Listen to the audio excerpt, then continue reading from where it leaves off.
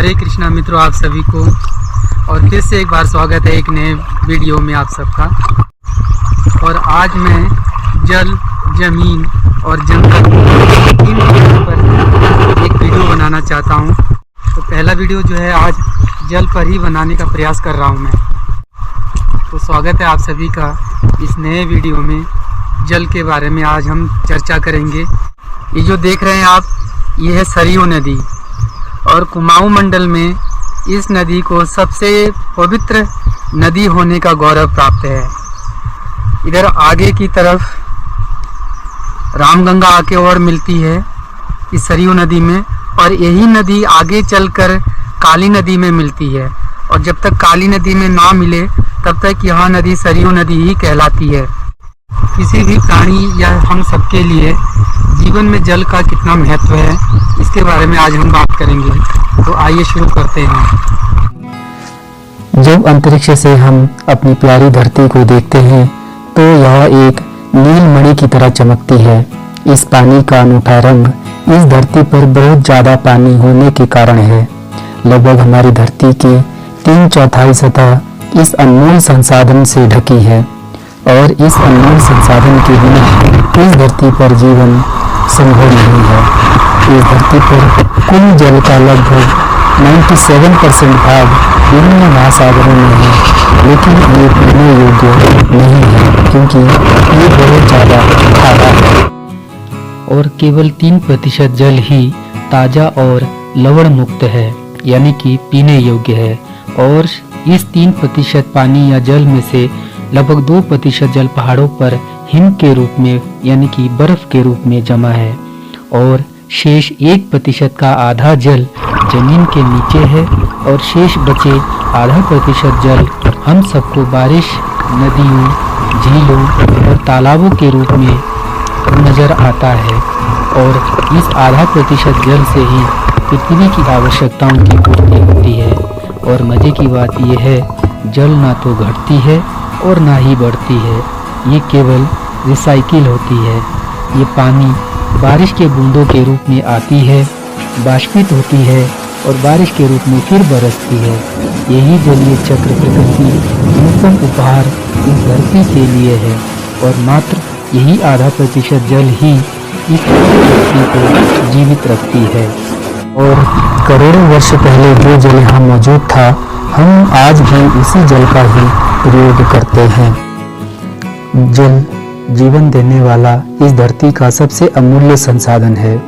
इस जल ने महान सभ्यताओं का निर्माण किया है। जल हमारे खेतों के लिए भी जरूरी है और हमारे काम धंधों के लिए भी। लेकिन मित्रों, जीवन देने वाला संसाधन बहुत दुर्लभ है और जल की कमी और गलत प्रकार से उपयोग के कारण है, जो कि मुख्य रूप से विकास के नाम पर प्रदूषित और बर्बाद किया जाता है।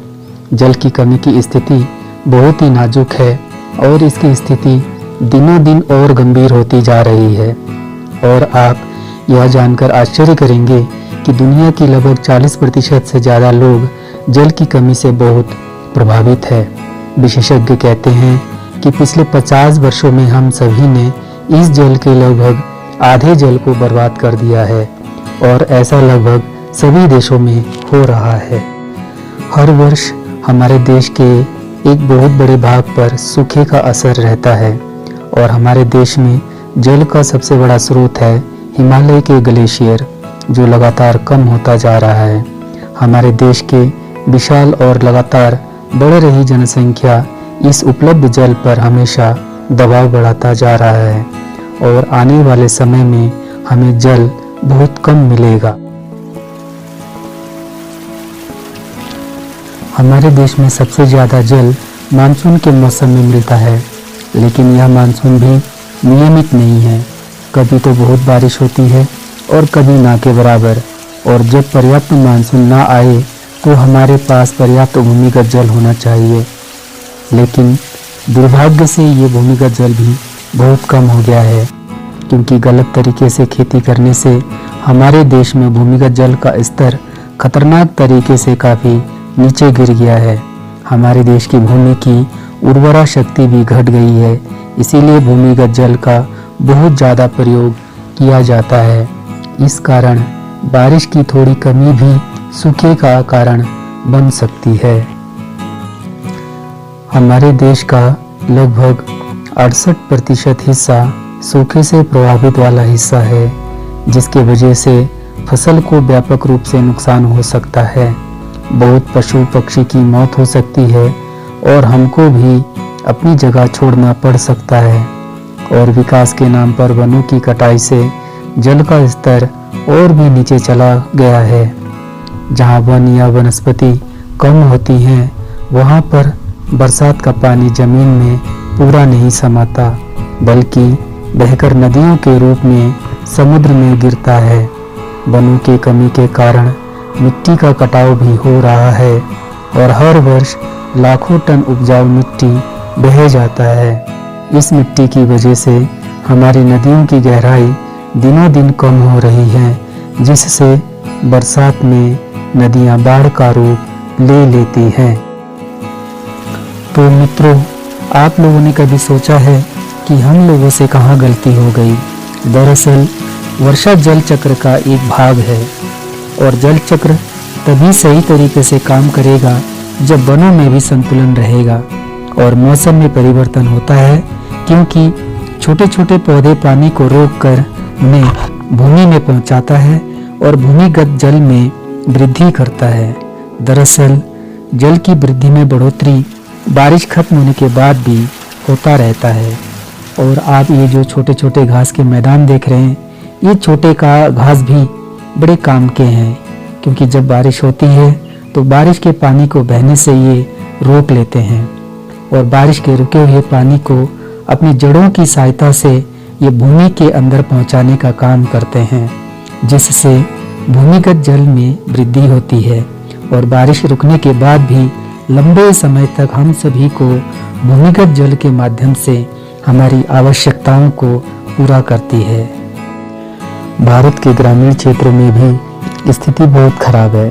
पाइप के जरिए पानी प्रतिदिन सप्लाई नहीं हो पा रही है और जिन क्षेत्रों में पानी का ये जो माध्यम है, ये जब सूख जाता है तो कोई और सहारा नहीं रह जाता है। भूजल पर सबसे ज़्यादा भरोसा होता है, क्योंकि यह बहुत ही आसानी से प्राप्त होता है और इस पर नियंत्रण भी सरल है।